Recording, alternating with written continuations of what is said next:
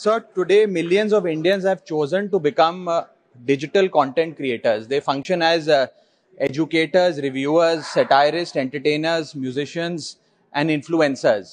ये सही मायने में सर भारत के ग्रास रूट कम्युनिकेटर बन गए हैं और इनका यूट्यूब चैनल हो या इंस्टाग्राम पेज हो, ये इनके लिए सोर्स ऑफ एंटरटेनमेंट नहीं बल्कि इनकी सोर्स ऑफ इनकम है, इनका एसेट है. It is the fruit of their hard work.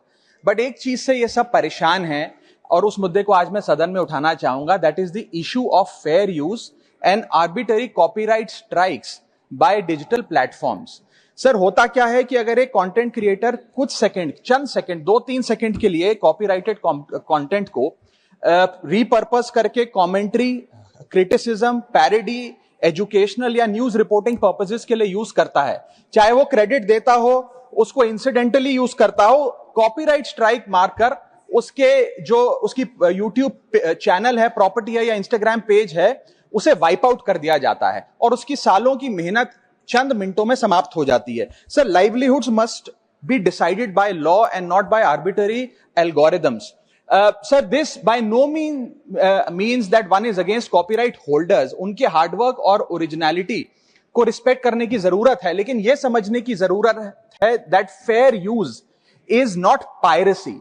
Fair use where sometimes the purpose of using this content is incidental or transformative must not tantamount to wiping out somebody's hard work. Sir, because innovation cannot grow in fear and creativity cannot survive under threat. India का copyright act sir 1957 में बना. एक ऐसे दौर में बना जब ना इंटरनेट था, ना कंप्यूटर थे, ना डिजिटल कंटेंट क्रिएटर्स थे, ना यूट्यूब, इंस्टाग्राम था. And this act lakhs the very definition of digital creators. ये फेयर डीलिंग की बात करता है, लेकिन फेयर डीलिंग की बात किताबों, मैगजीन और जर्नल के कॉन्टेक्स्ट में करता है, जो उस दौर की इंफॉर्मेशन डिसेमिनेशन के सोर्सेज थे, ना कि आज के दौर की. इसीलिए मैं 3 मांगे आज सदन में लेकर आया हूं. मेरी पहली मांग है, amend the copyright act of 1957 and define digital fair use. परिभाषित करिए कि ट्रांसफॉर्मेटिव यूज क्या है, जैसे कि commentary, satire, critic, explanation. Define करिए कि इंसिडेंटल यूज क्या होता है, कि अगर बैकग्राउंड में ऑडियो विजुअल चंद सेकंड्स के लिए चले तो वो इंसिडेंटल यूज है या पूरे कंटेंट को वो वाइप आउट करें. Proportionate use, educational use, public interest use and non commercial use की परिभाषा देने की आज आवश्यकता है. दूसरी मेरी मांग है sir, bring in the proportionality doctrine in copyright enforcement.